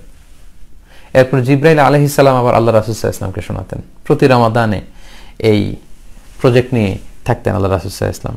এবং যে বছর আল্লাহর হাবিব সাল্লাল্লাহু আলাইহি ওয়াসাল্লাম ইন্তেকাল করবেন, ইন্তেকালের বছরের যে রমাদানটি তিনি পেয়েছিলেন, ওই বছর 2 বার আল্লাহর হাবিব সাল্লাল্লাহু আলাইহি ওয়াসাল্লাম সাইয়েদনা জিবরাইল আলাইহিস সালামকে কোরআন শুনিয়েছেন। জিবরাইল আলাইহিস সালাম আল্লাহর হাবিব সাল্লাল্লাহু আলাইহি ওয়াসাল্লামকে 2 বার পুরো কোরআনটা রিভাইজ করে শুনিয়েছেন। এজন্য কোরআন শোনা এবং শোনানো এটা খুবই জরুরি। আপনারা বাসায় একে অপরকে তেলাওয়াত করে শোনাতে পারেন, আপনি আপনার স্ত্রীকে শোনাতে পারেন, আপনার স্ত্রী আপনাকে শোনাতে পারে, অথবা আপনারা আপনাদের ছেলে মেয়েদেরকে শোনাতে পারেন, আপনার ছেলে মেয়েরা আপনাদেরকে শোনাতে পারে। এভাবে যদি আমরা একটা কোরআনিক মান্থ কাটাই, আশা করি খুব জান্নাতি পরশে ভরপুর থাকবে আমাদের পুরো রমাদান। এবং এটা করবেন, আমি গ্যারান্টি দিয়ে বলতে পারি যে আপনারা অত্যন্ত ভালো ফিল করবেন, খুব আনন্দ ফিল করবেন ঘরে। আপনার ছোট্ট সোনামণি যখন আপনাকে কোনো একটা সূরা শোনাবে, আবার তাকে যখন আপনি শোনাবেন, এই যে একটা অনাবিল শান্তি এবং প্রশান্তি, এটা আপনি পৃথিবীর অন্য কোথাও খুঁজে পাবেন না, আই গ্যারান্টি ইউ। তাই বাসায় হাজব্যান্ড ওয়াইফ একে অপরকে কোরআন শোনান, ছেলে মেয়েদের কাছ থেকে কোরআন শুনুন এবং তাদেরকে কোরআন শুনুন। আল্লাহর হাবিব সাল্লাল্লাহু আলাইহি ওয়াসাল্লাম সাহাবাদের কাছ থেকে কোরআন শুনতে চাইতেন এবং আল্লাহর হাবিব সাল্লাল্লাহু আলাইহি ওয়াসাল্লাম নিজে সাহাবাদেরকে কোরআন শোনাতেন। সহিহ মুসলিমের একটা হাদিস আপনাদেরকে শোনাই। সাহাবাদের মধ্যে থেকে সবচাইতে ভালো তেলাওয়াত করতে জানতেন সাইয়েদনা উবাই ইবনে কাব রাদিয়াল্লাহু তাআলা আনহু। উবাই ইবনে কাব রাদিয়াল্লাহু তাআলা আনহুর কাছে যে আল্লাহর হাবিব সাল্লাল্লাহু আলাইহি ওয়াসাল্লাম বললেন, ইয়া উবাই, হে উবাই, ইন্নাল্লাহা আমারানি আন আকরা আলাইক, আল্লাহ তাআলা আমাকে আদেশ করেছেন যাতে আমি তোমার কাছে কোরআন শোনাই। সুবহানাল্লাহি ওয়া বিহামদি। আল্লাহর হাবিব সাল্লাল্লাহু আলাইহি ওয়াসাল্লামকে আল্লাহ তাআলা আদেশ করেছেন যাতে আল্লাহর হাবিব সাল্লাল্লাহু আলাইহি ওয়াসাল্লাম উবাই ইবনে কাবের কাছে যে কোরআন শোনায়। তো তিনি যে বললেন যে উবাই, আল্লাহ তো আমাকে অর্ডার করেছেন যাতে আমি তোমার কাছে যে লাম ইয়াকুনিল্লাযীনা কাফারু, এই সূরাটা তোমার কাছে যেন তেলাওয়াত করে শোনাই। উবাই ইবনে কাব রাদিয়াল্লাহু তাআলা তো আশ্চর্য হয়ে গেলেন। তিনি অবাক হয়ে, মানে অবিশ্বাস্য এক কথা মনে করে তিনি বললেন যে ওয়াসাম্মানি ইয়া রাসূলুল্লাহ, সত্যই কি আল্লাহ তাআলা আমার নাম ধরে এমনটা বলেছেন যে আমার কাছে আপনি এসে কোরআন শোনানোর জন্য আমার নাম ধরে বলেছে? উবাই ইবনে কাব এরকম বলেছে? আল্লাহর হাবিব সাল্লাল্লাহু আলাইহি ওয়াসাল্লাম বললেন, নাম, হ্যাঁ উবাই, তোমার নাম ধরে আল্লাহ সরাসরি স্পষ্ট বলেছে যে আপনি উবাই ইবনে কাবের কাছে যে কোরআন শোনান। এই কথা শুনে আনন্দের আতিশয্যে আবেগে আপ্লুত হয়ে সাইয়েদনা উবাই ইবনে কাব রাদিয়াল্লাহু তাআলা আনহু কেঁদে দিলেন। হাদিসে এসেছে ফাবাকা, তিনি কেঁদে দিলেন। সহিহ মুসলিমের এই হাদিস থেকে আমরা বুঝলাম আল্লাহর হাবিব সাল্লাল্লাহু আলাইহি ওয়াসাল্লাম ওনার কাছে কোরআন নাজিল হয়েছে, তারপরেও উনি সাহাবাদের কাছে যে কোরআন শোনাতেন। এবার আমরা একটি হাদিস শুনি যেখানে বলা হচ্ছে যে রাসূল সাল্লাল্লাহু আলাইহি ওয়াসাল্লাম সাহাবাদের কাছ থেকে কোরআন শুনতে চাইতেন। হাদিসের বর্ণনাকারী হচ্ছেন আব্দুল্লাহ ইবনে মাসউদ রাদিয়াল্লাহু তাআলা আনহু। ওনাকে ডেকে আল্লাহর হাবিব সাল্লাল্লাহু আলাইহি ওয়াসাল্লাম বললেন, ইকরা আলাইয়া আল কুরআন, হে ইবনে মাসউদ তুমি একটু কোরআন তেলাওয়াত করো তো। ইবনে মাসউদ রাদিয়াল্লাহু তাআলা আনহু বললেন, আকরাউ আলাইকা ওয়া আলাইকা উনজিল, হে আল্লাহর রাসূল আমি আপনার সামনে কোরআন পড়ব, আপনার উপর তো কোরআন নাজিল হয়, যে নবীর উপর কোরআন নাজিল হয় তার সামনে দাঁড়িয়ে আমি কোরআন পড়ব। আল্লাহর হাবিব সাল্লাল্লাহু আলাইহি ওয়াসাল্লাম তখন বললেন, ইন্নী উহিব্বু আন আসমাআহু মিন গায়রি, হে ইবনে মাসউদ আমি যেমনি কোরআন তেলাওয়াত করে তোমাদের শোনাতে পছন্দ করি, আমি আবার তোমাদের কাছ থেকে শুনতেও পছন্দ করি। সম্মানিত দিনী ভাই এবং বোনেরা, একটু খেয়াল করলে বুঝবেন, এই দুটি হাদিস থেকে আমরা জানতে পারলাম যে আল্লাহর হাবিব সাল্লাল্লাহু আলাইহি সাল্লাম সাহাবাদের কাছে বসে বসে কোরআন শোনাতেন এবং সাহাবাদের কাছ থেকে তিনি কোরআন শুনতেন। তাই কোরআন শোনা এবং শোনানো এটা সুন্নাহ। এবং কোরআন শোনালে যেভাবে আপনার পড়াটা বা হেফজটা মজবুত হবে, আপনি একা একা পড়লে কিন্তু আপনার পড়াটা এত পাকাপোক্ত এবং মজবুত হবে না। তাই ঘরে এটা চালু করুন। এই রমাদানে যেন আমরা একে অপরকে কোরআন শোনাই। 5 নম্বর কথা হচ্ছে মেমোরাইজেশন। এই রমাদানের এই অফুরন্ত সুযোগে, লকডাউনে ঘরে বসে আমরা যেন কোরআন মুখস্থ করি। আমাদের অনেকের একটা ভুল ধারণা আছে, আমরা অনেকে মনে করি যারা হাফেজ বা যারা তাহফিজ সেন্টারে পড়ছে তারাই শুধু কোরআন মুখস্থ করবে, আমরা করব না। এটা একেবারে একটা ভুল ধারণা। আসলে কোরআন হেফজ করা, মুখস্থ করা এটা পুরো উম্মার দায়িত্ব। It's a responsibility for the entire ummah, পুরো উম্মার দায়িত্ব এটা। যারা তাহফিজ সেন্টারে পড়ছে ফুল টাইম, হ্যাঁ তারা হয়তো 30 পারা মুখস্থ করছে, আমার অন্তত 10 পারা বা 5 পারা বা 3 পারা করা উচিত, বা সিলেক্টেড সূরা অফ দ্য কোরআন, কোরআনের সিলেক্টেড সূরাগুলো মুখস্থ করা উচিত। তাই রমাদানের এই বিশেষ বরকতময় মুহূর্তে কোরআনের বিশেষ কিছু অংশ কিংবা বিশেষ কিছু সূরা মুখস্থ করার পরিকল্পনা যেন আজকে রাত থেকে আমরা করি। আর একদিন মাত্র আমাদের হাতে আছে, এখন থেকেই যেন আমরা আমাদের প্ল্যান প্রোগ্রাম সব সেরে ফেলি। বিশেষ করে আমাদের ছোট্ট সোনামণিদেরকে জুজ আম্মা অর্থাৎ কোরআনের শেষতম পারার যে সূরাগুলো আছে, এই সূরাগুলোর মধ্যে থেকে ছোট্ট ছোট্ট সূরাগুলো কিন্তু আমরা রমাদানে মুখস্থ করাতে পারি। বিশেষ করে 3-4 বছর যে বাচ্চাদের বয়স বা 5 বছর, যাদের মুখে সবেমাত্র বোল ফুটেছে, এখন একটু একটু করে কথা বলতে পারে, তাদেরকে আমরা সূরাতুল ফিল থেকে শুরু করে সূরা নাস অর্থাৎ আলাম তারা থেকে কুল আউযু বিরাব্বিন নাস, এই 10টি সূরা কিন্তু আমরা হাসির ছলে কথা বলতে বলতে গল্প করে করে কিন্তু আমরা শিখে ফেলতে পারি। 7-8 বছর 9 বছরে যে সমস্ত বাচ্চারা পা দিয়েছে তাদেরকে আরেকটু বড় সূরা, সূরা জিলজাল, সূরা তিন, সূরা দোহা, আমরা এগুলো মুখস্থ করাতে পারি। যারা আরেকটু বড় আমাদের ছেলেমেয়েদের মধ্যে থেকে এবং যারা এই ছোট ছোট সূরাগুলো পারে তাদেরকে কিন্তু আমরা কোরআনের শেষ পারা অর্থাৎ জুজ আম্মা পুরোটাই এই রমাদানে মুখস্থ করার জন্য উৎসাহিত করতে পারি। এবং আমার ছেলে মেয়ে যদি কিছু সূরা মুখস্থ করে, ছেলেমেয়েরা আমাকে সেগুলো শোনাতে পারে, আমি তাদেরকে শোনাতে পারি। এবং এই রমাদানে আমরা একটা প্ল্যান নিতে পারি যে 5টি নতুন সূরা আমরা এই রমাদানে মুখস্থ করব। সেটি ফ্যামিলি মেম্বারদের সবার মাঝে এই ঘোষণা দিয়ে রমাদানের শেষের দিকে কিন্তু আমরা একে অপরের কাছ থেকে সূরাগুলো শুনতে পারি। তাই সম্মানিত দিনী ভাই এবং বোনেরা, আমি আপনাদের সবাইকে বিনীত অনুরোধ করব, আসুন আমরা রমাদান আসার আগেই এই প্ল্যানটুকু করি যে আমরা এই রমাদানে এই সূরাগুলো পড়ব বা কোরআনের এই বিশেষ অংশগুলো মুখস্থ করব। যদি আমার সুযোগ হয় এবং আমার মনে থাকে, আমি রমাদানের শেষের দিকে আমার এই পেজে স্ট্যাটাস দিয়ে আপনাদের কাছ থেকে জেনে নেওয়ার চেষ্টা করব যে এই রমাদানে কে কি কোন সূরা মুখস্থ করবার প্ল্যান করেছিলেন এবং এই রমাদানের শেষ প্রান্তে এসে আপনারা আপনাদের প্ল্যানের কতটুকু বাস্তবায়ন করতে পেরেছেন এবং কয়টি সূরা আপনাদের মুখস্থ হয়েছে, সেগুলো আপনারা কমেন্টসে লিখলে আমি জানতে পারবো এবং আমাদের নিজেদের মধ্যেও একটা মহাসাবা হবে যে আসলে যতটুকু প্ল্যান আমরা করেছিলাম আমরা সেটা বাস্তবায়ন করতে পেরেছি কিনা। বাচ্চাদের অধিকাংশের স্কুল এখন বন্ধ, বাসায় বসে আছে আমরা, হাতে প্রচুর সময়, তাই কোরআন মুখস্থ করার এই সুবর্ণ সুযোগটুকু এই বরকতের মাসে যেন আমরা হাতছাড়া না করি। বিশেষ করে যারা কোরআনুল কারীম হেফজ করেছেন তাদের ব্যাপারে হাদিসে এসেছে তারা হচ্ছে আহলুল্লাহি ওয়া খাসাতুহু, আল্লাহর বিশেষ লোক, তারা আল্লাহর খাস লোক। তাদেরকে বলা হচ্ছে হামিলুল কোরআন, তারা কোরআনকে বহনকারী। এবং সহিহ মুসলিমের একটি হাদিসে এসেছে, সেখানে বলা হচ্ছে আল মাহিরু বিল কোরআন মা সাফারাতিল কিরামিল বারারা, যারা কোরআনকে হেফজ করেছে তারা ওহী সংরক্ষণকারী ফেরেশতাদের সাথে থাকবে। তাদের সম্মান, তাদের মর্যাদাকে বোঝানোর জন্য আল্লাহর হাবিব সাল্লাল্লাহু আলাইহি ওয়াসাল্লাম এমনটি বলেছেন। এই রমাদানে যেহেতু অনেক মসজিদে তারাবি কতটুকু হতে পারবে আমি জানি না, যদিও আজকে ঘোষণা এসেছে একেবারে 11th আওয়ারে 12 জন অংশগ্রহণ করতে পারবে। এটা আরো আগে ঘোষণা হতে পারলে ভালো হতো, কারণ এই অল্প সময় মসজিদ কমিটি হাফেজ কিভাবে নিয়োগ দিবে, হাফেজরা বিভিন্ন জেলায় আছেন, তারা কিভাবে গণপরিবহন বন্ধ থাকা অবস্থায় এক জেলা থেকে অন্য জায়গায় আসবে আমি জানি না। তারপরেও নিঃসন্দেহে অনেক হাফেজদের জন্য এটা একটা ক্রাইসিস মোমেন্ট, তারা হয়তো এবছর তারাবি পড়াতে পারবেন না। সেক্ষেত্রে আমি সম্মানিত হাফেজ ভাইদেরকে অনুরোধ করব যে মসজিদের সুযোগ না হলেও ঘরে 2-4 জন মিলে আপনারা আপনাদের এই তারাবির সালাতের জামাতে পড়ার ব্যবস্থাটা চালু রাখবেন, তাহলে কোরআনটা আপনাদের রিভাইজে থাকবে।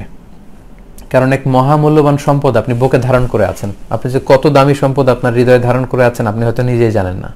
আর কোরআন হচ্ছে সবচাইতে দামি মেহমান। দামি মেহমানকে সম্মান না করা হলে দামি মেহমান থাকে না। কোরআন হচ্ছে দয়ফুন কারীম, অনেক সম্মানিত মেহমান। আপনার ঘরে বা আপনার বাসায় যদি সম্মানিত কোনো মেহমান আসে, তাকে যদি আপনি ওয়েল রিসেপশন না দেন, তাকে যদি সময় না দেন, তাকে যদি আদর আপ্যায়ন না করেন, তাহলে তিনি কিন্তু থাকবেন না। অনুরূপভাবে যে কোরআনকে হামিলুল কোরআন বা হাফিজুল কোরআন আপনারা হৃদয়ে ধারণ করেছেন, এটাকে রিভাইজ না করলে এটা থাকে না। এটাই খুব স্বাভাবিক, এটাকে বারবার রিভাইজ করতে হয়, মোরাজা করতে হয়। সহিহ মুসলিমের এক বর্ণনায় আল্লাহর হাবিব সাল্লাল্লাহু আলাইহি ওয়াসাল্লাম বলেছেন যে তাআহাদুল কোরআন, মানে কোরআনকে তোমরা আগলে রাখো, যত্ন করে রাখো, বারবার রিভাইজ করো, বারবার এটার সাথে একটা সম্পর্ক রাখো। ফাইন্নাহু আশাদ্দু তাফাল্লুতান ফি কুলুবির রিজালি মিনাল ইবিলি ফি উকুলিহা, কারণ পোষ মানানো হয়নি এমন ওটের রশি ছেড়ে দিলে ওই ওটকে ফিরিয়ে আনা যেমন কঠিন, কোরআন মুখস্থ করার পরে ওই কোরআন ভুলে গেলে সেটাকে আবার রিভাইভ করা এর চেয়েও বেশি কঠিন। এজন্য হাফিজুল কোরআন ভাইদের জন্য আমার বিনীত অনুরোধ থাকবে যে মসজিদে তারাবির সালাতে লিড দেওয়ার সুযোগ না হলেও ব্যক্তিগত পর্যায়ে কিন্তু আপনারা ঘরে এই তারাবির সালাতটা আদায় করতে পারেন জামাতে, এবং সেখানে যদি খতমে তারাবি আপনারা পড়েন তাহলে কোরআনটা কিন্তু রিভাইজ থাকবে। আর কোরআনকে বারবার রিভাইজ না দিলে কোরআন থাকে না। 6 নম্বরে আমি বলবো যে কোরআন তেলাওয়াত হলো, কোরআনের তেলাওয়াত শ্রবণ করা এটা গেল, তারপর কোরআনকে মুখস্থ করা গেল, শোনানো গেল। এবার হচ্ছে understanding the meaning of the holy Quran, to understand in your own language. নিজের মাতৃভাষায় কোরআনকে বোঝা, এটা খুবই জরুরি, মাতৃভাষায় বুঝতে পারা। অনেকের সুযোগ হয়নি কোরআনের শুরু থেকে শেষ পর্যন্ত একবার কোরআনের বঙ্গানুবাদ পড়া বা মর্মার্থ পড়া। এই রমাদানের লকডাউনের এই প্রচুর সময় হাতে, এই সময় কিন্তু আমরা চাইলে শুরু থেকে শেষ পর্যন্ত অনুবাদ পড়ার একটা প্রজেক্ট নিতে পারি। অনেক জায়গায় অনেকে নিচ্ছেন। সো আমি আজকের লাইভের মধ্যে দিয়ে উদাত্ত আহ্বান জানাই, যদি সুযোগ হয় একবার আপনারা পড়ুন, পাশাপাশি সংক্ষিপ্ত তাফসির যেটাকে তাদাব্বুর বলা হচ্ছে, অর্থাৎ বুঝে বুঝে পড়া, অনুধাবন করা বা কোরআনিক মেসেজগুলো হৃদয়ঙ্গম করার চেষ্টা করা। কারণ কোরআন হচ্ছে জীবনযাপনের বিজ্ঞান। কোরআন আমাদেরকে সঠিক জীবন দর্শন শিক্ষা দেয়, সঠিক দৃষ্টিভঙ্গি শিক্ষা দেয়। তো সে দৃষ্টিভঙ্গিটা কি, সে জীবন দর্শনটা কি, সেটা যদি আপনি কোরআনের অর্থ না পড়েন তাহলে আপনি বুঝবেন না। কারণ কোরআন হচ্ছে কাইন্ড অফ প্রেসক্রিপশন। একজন ডাক্তার আপনাকে একটা প্রেসক্রিপশন দিল, তো সেটা আপনি বাসায় এনে যদি শুধু রিডিং পড়তে থাকেন শুরু থেকে শেষ পর্যন্ত, তাহলে কিন্তু আপনার রোগ সারবে না। বরং সেই প্রেসক্রিপশনটা আপনাকে বুঝতে হবে এবং সে অনুযায়ী আপনাকে চলতে হবে, সে ওষুধগুলো সেবন করতে হবে, তবেই আপনি হয়তো সুস্থ হবেন। এজন্য আল্লাহ তাআলা বলেছেন যে এটা হচ্ছে হুদাল লিল মুত্তাকিন। কোরআনটা হচ্ছে মুত্তাকিদের জন্য হেদায়েত, গাইড বুক, পথ নির্দেশিকা। যা বলার আল্লাহ সব বলে দিয়েছেন, নতুন করে আর কিছুই বলবেন না। এজন্য আল্লাহ কোরআনের বিভিন্ন জায়গায় আমাদেরকে বলেছেন, তোমরা কি কোরআনের মেসেজকে হৃদয়ঙ্গম করবে না? আফালা ইয়াতাদাব্বারুন আল কোরআন আম আলা কুলুবিন আকফালুহা। ওরা কি কোরআনকে বোঝার চেষ্টা করবে না, নাকি ওদের হৃদয়ে তালা ঝুলে আছে, নাকি ওদের হৃদয়ের দরজার মধ্যে তালা ঝুলিয়ে দেয়া হয়েছে? সূরা মুহাম্মদের 24 নম্বর আয়াতে আল্লাহ বলেছেন। সূরা আনআমের 38 নম্বর আয়াতে আল্লাহ বলেছেন, মা ফাররাতনা ফিল কিতাবি মিন শাই। এই কিতাবে, এই কোরআনে আমি কোনো কিছু বাকি রেখে দেইনি, মানব প্রয়োজনীয় সব বর্ণনা করেছি। সূরা নাহলের 89 নম্বর আয়াতে আল্লাহ তাআলা বলছেন, ওয়া নাযালনা আলাইকাল কিতাবা তিবয়ানান লিকুল্লি শাই। আমি এই কিতাবকে সবকিছু সুস্পষ্ট ব্যাখ্যা হিসেবে নাজিল করেছি। তাই যা বলার আল্লাহ সব বলে দিয়েছেন, নতুন করে কিছু বলবেন না। তাই আসুন এই রমাদানে আমরা আল্লাহ তাআলা আমাদেরকে কি বলতে চেয়েছেন সেটা একটু জানবার চেষ্টা করি। এখন এই ব্যাপারটা অনেক সহজ। আপনি প্লে স্টোরে কিংবা মোবাইল থেকে আপনি বিভিন্ন অ্যাপস ডাউনলোড করতে পারেন, সেখানে কোরআনের বঙ্গানুবাদ পাওয়া যায়। অনেকের ঘরে কোরআনের বঙ্গানুবাদ আছে, তাফসির আছে। এই রমাদানে আপনারা সবাই মিলে এটা পড়তে পারেন। আমাদের বাসায় অনেক বয়স্ক মুরব্বীরা, ওনারা কোরআনের 4 খতম 5 খতম দেন। সারা জীবনের খতমগুলো হিসেব করলে দেখা যাবে যে 50-60 খতম দিয়ে ফেলেছেন, কিন্তু পুরো জীবনে একবারও তিনি কি খতম দিলেন এটা ওনার পক্ষে জানার সুযোগ হয়নি। আমাদের বয়স্ক মুরব্বীরা যারা ঘরে আছেন তাদেরকে যাতে আমরা কোরআনের অনুবাদগুলো পড়ে শোনাই। ছোট যারা আছো, নানা নানি দাদি, এরা যদি আমাদের ঘরে থাকে তাদেরকে যেন আমরা কোরআনের অনুবাদগুলো পড়ে পড়ে শোনাই, তাহলে তাদের সময়গুলো ভালো কাটবে এবং আমাদেরও কোরআনের শুরু থেকে শেষ পর্যন্ত অনুবাদগুলো জানা হবে। 7 নাম্বার যে পয়েন্টটি বলবো, সর্বশেষ পয়েন্ট, সেটি হচ্ছে রিফ্লেকশন অ্যাকর্ডিং টু আন্ডারস্ট্যান্ডিং। আমরা কোরআন পড়লাম, আমরা কোরআন বুঝলাম, এরপরে এই বুঝ অনুযায়ী রিফ্লেক্ট করা। কারণ এজন্যই কোরআন নাজিল হয়েছে, আমাদের জীবনে কোরআনের আদেশগুলো, বিধিনিষেধগুলো, ডুজ অ্যান্ড ডোন্টসগুলোকে প্রয়োগ করবার জন্য। রিফ্লেকশন। এজন্য আমরা যখন কোরআন পড়বো, আমি অনুরোধ করব আপনারা চাইলে নোট করে রাখতে পারেন। বুঝে পড়ার সময় অবশ্যই কিছু নোট রাখতে হয় এবং প্রত্যেকের কোরআন কেন্দ্রিক কিছু নোট সংগ্রহ করা দরকার। এটা আপনার মোবাইলের নোট অপশনে হতে পারে, আপনার ডায়েরিতে হতে পারে। আমার কাছে ভালো লাগে যে অনেক ভাই এবং বোনেরা আমাকে জানিয়েছে যে আমার আলোচনা থেকে অনেকে নোট করেছে। একজন আমাকে মেসেজ করেছিল, আমার মনে আছে যে হুজুর, আমি আপনার সূরাতুল মুমিনুনের আলোচনা শুনে একটা সুন্দর নোট করেছিলাম এবং সেই নোটের আলোকে আমি এক জায়গায় আলোচনা করেছিলাম। মাশাআল্লাহ। এরকম অনেকে আমাকে আমার বিভিন্ন আলোচনা থেকে নোট করে আমার কাছেও পাঠায়। সো এই নোট করার অভ্যেসটা আমাদের করা দরকার। আপনি যখন কোরআনের অনুবাদ পড়বেন কিংবা কোরআনের সংক্ষিপ্ত তাফসির পড়বেন, তখন বুঝে বুঝে পড়ার সময় কিছু নোট রাখা এটা দরকার। এবং সেক্ষেত্রে কোরআনের আলোকে নিজেকে সংশোধন করা। আমাদের অনেকেরই অনেক ভুল ত্রুটি নিজেদের মধ্যে থাকতে পারে, ভুল আকীদা, ভুল বিশ্বাস, ভুল তথ্য আমরা বিশ্বাস করি। কিন্তু কোরআনিক তথ্য যখন আমরা পড়লাম, সাথে সাথে আমরা আমাদের আগের ভুলটুকু সংশোধন করে আমরা কোরআনের আলোয় নিজেকে সাজাতে পারি। আর সর্বশেষ আমরা যা শিখলাম, আমরা যা বুঝলাম, এটা যেন আমরা অন্যের কাছে পৌঁছে দেই, সেটা যেন আমরা অন্যের কাছে পৌঁছাই। সম্মানিত শুধু এভাবে যদি আমরা রমাদান আসার আগ থেকেই আমাদের এই আসন্ন রমাদানটাকে কোরআনময় রমাদান করতে চাই, তাহলে এই বিষয়গুলোকে সামনে নিয়ে কিন্তু আমরা একটা চমৎকার কোরআনিক রমাদান কাটাতে পারি এবং আমাদের কোয়ারেন্টাইনকে কোরআন টাইম বানাতে পারি। আমি যদি পুরো আলোচনাটাকে সংক্ষেপে আরেকটু রিভাইজ করি, তাহলে প্রথমে আমি বলেছিলাম কোরআন নাজিলের মাসে আমাদের এই রমাদানের প্রধান সিলেবাস যেন হয় কোরআন, এবং এই মাসে যেন আমরা কোরআনকে উদযাপন করি এবং কোরআনের সাথে সম্পর্ককে জোরদার করার জন্য নতুন করে যেন আমরা একটু ভাবি। এবং আমরা বলেছিলাম যে সাইয়েদনা জিবরাইল আলাইহিস সালাম শ্রেষ্ঠ ফেরেশতা হয়েছেন কোরআন নাজিল করে, রমাদান শ্রেষ্ঠ মাস হয়েছে কোরআন পেয়ে, কদর শ্রেষ্ঠ রাত হয়েছে কোরআন পেয়ে, তেমনি আমরাও যদি কোরআনের সাথে সম্পর্ককে জোরদার এবং মজবুত করি, আমরা আল্লাহ তাআলার কাছে শ্রেষ্ঠ বান্দাদের কাতারে শামিল হতে পারবো। প্রথমে আমি বলেছিলাম যে তারতিলের সাথে কোরআন তেলাওয়াত করতে হবে। খতমের চাইতে খতমের জন্য উঠে পড়ে না লাগে, গুণগত তেলাওয়াতের মান নিশ্চিত করা, ধীরে ধীরে পড়া তাজভিদের সাথে, যেমনটি আল্লাহর হাবিব সাল্লাল্লাহু আলাইহি ওয়াসাল্লাম থেমে থেমে পড়তেন। তারপর বলেছি যে কোরআন শ্রবণ করা এটা অনেক বড় সওয়াবের কাজ। আমরা বাসায় হালকা আওয়াজে শায়েখদের কোরআনের তেলাওয়াতগুলো ছেড়ে দিয়ে রাখতে পারি। এতে করে আমরা তালাক্কি করতে পারবো, কিভাবে ওনারা পড়ছেন সেটা ফলো করে নিজের ভুলগুলো শুধরাতে পারবো। তারপর বলেছিলাম যে কোরআন শেখা শেখানো দুটি খুব ভালো কাজ, আমরা যেন এটা করি। এবং আল্লাহর হাবিব সাল্লাল্লাহু আলাইহি ওয়াসাল্লাম প্রতি রমাদানে জিবরাইল আলাইহিস সালামকে পুরো কোরআন তেলাওয়াত করে শোনাতেন, জিবরাইল আলাইহিস সালাম ওনাকে শোনাতেন। এবং হাদিস থেকে আমরা জেনেছি সাহাবাদেরকে আল্লাহ রাসূল সাল্লাল্লাহু আলাইহি ওয়াসাল্লাম কোরআন তেলাওয়াত করে শোনাতেন, যেমন উবাই ইবনে কাব রাদিয়াল্লাহু তাআলা আনহুকে শুনিয়েছেন এবং সাহাবাদের কাছ থেকেও কোরআন শুনতে চাইতেন। তার অনুসরণে আমরা আমাদের বাসায় হাজব্যান্ড ওয়াইফ, বাবা মা ছেলে একে অপরকে কোরআন শোনাতে পারি এবং অন্যদের কাছ থেকে শুনতে চাইতে পারি। পাশাপাশি আমরা বলেছি রমাদানে কোরআনের কয়েকটি সূরা যেন আমরা মুখস্থ করি, মুখস্থ করার প্ল্যান যেন আমরা করি। লাইভ চলাকালীন সময়ে কল না দেওয়ার জন্য আমি বিনীতভাবে অনুরোধ করছি, এতে লাইভ আসলে ইন্টারাপ্ট হয়। লাইভের পরে আপনারা কল করবেন। ছোট ছোট সোনামণিদের ক্ষেত্রে আমরা বলেছি যে কোরআনের শেষ পাড়ার ছোট্ট সূরাগুলো আমরা এই লকডাউনের স্কুল ছুটি যেহেতু এই সময় আমরা বাচ্চাদেরকে এই সূরাগুলো মুখস্থ করাতে পারি, তাদের কাছ থেকে শুনতে পারি।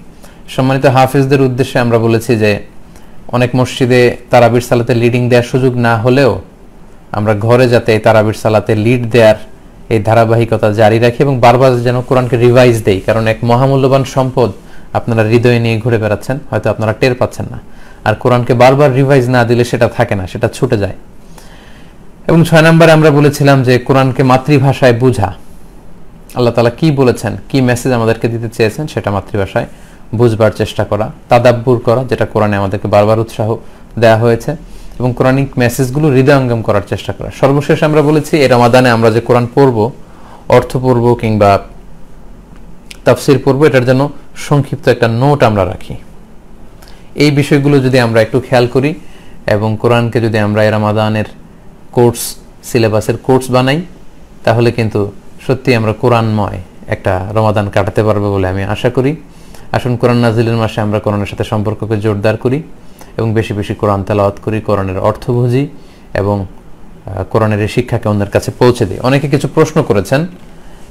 এক ভাই দেখলাম যে কমেন্টসে প্রশ্ন করেছেন যে এই রমাদানে মুসহাফ থেকে তেলাওয়াত করা যাবে কিনা, অর্থাৎ কোরআন দেখে দেখে তারাবি পড়া যাবে কিনা।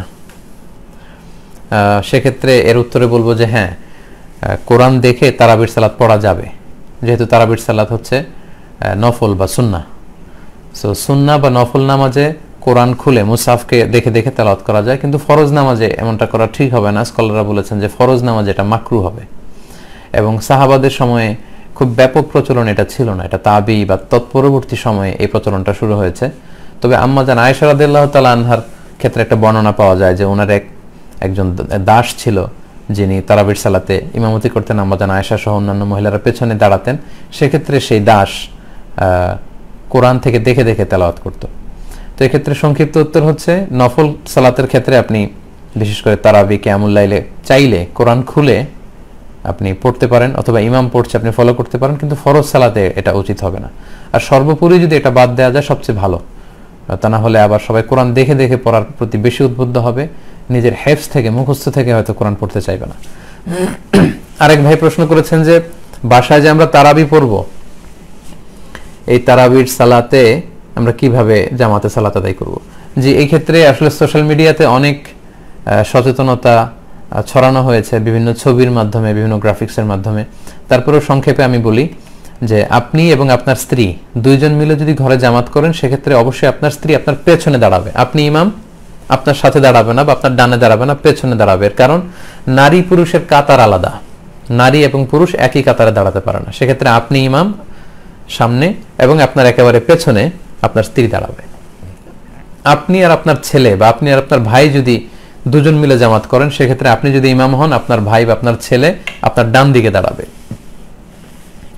আর একাধিক পুরুষ মিলে যদি জামাত হয়, লেটস সে 4 জন পুরুষ মিলে যদি আপনার ঘরে জামাত করেন, তাহলে একজন ইমাম, বাকি 3 জন পেছনে কাতার করবে। ফ্যামিলির সবাই মিলে যদি আপনারা জামাত করেন, সেক্ষেত্রে আপনি আপনার 3-4 জন ছেলে, 2-1 জন মেয়ে এবং আপনার স্ত্রী, এরকম 8-10 জনের একটা বড় ফ্যামিলির জামাত যদি হয়, সেক্ষেত্রে আপনি যদি ইমাম হন, তাহলে আপনার ছেলেরা আপনার পেছনে দাঁড়াবে 2য় কাতারে, এবং 3য় কাতারে আপনার স্ত্রী এবং আপনার মেয়েরা দাঁড়াবে। এই পদ্ধতি ফলো করে আপনারা ঘরে জামাতে সালাত আদায় করতে পারেন। সম্মানিত সুধী, এই কোরআনকে আমরা রমাদানে বন্ধু বানাই, বেশি বেশি কোরআন তেলাওয়াত করি, কোরআনের মাসে আমরা কোরআনময় করে তুলি আমাদের এই রমাদান আল মোবারক। এই কামনায় আজকের এই সংক্ষিপ্ত লাইভটি শেষ করছি। আপনারা আজকের লাইভটি শেয়ার করে দিবেন। শেয়ার করার মধ্য দিয়ে অন্যান্য ভাইরাও এই লাইভের আলোচনাটি শুনতে পারবে। সাদাকায়ে জারিয়ার সওয়াব আপনারা থাকবেন। আল্লাহ তাআলা আপনাদের সবাইকে ভালো রাখুক, সুস্থ রাখুক, ঈমানের সাথে রাখুক। হাযা মা ইনদি ওয়াল ইলমু ইনদাল্লাহ, আলাইহি তাওয়াক্কালতু ওয়া ইলাইহি উনীব। ওয়াসসালামু আলাইকুম ওয়া রাহমাতুল্লাহি ওয়া বারাকাতুহু।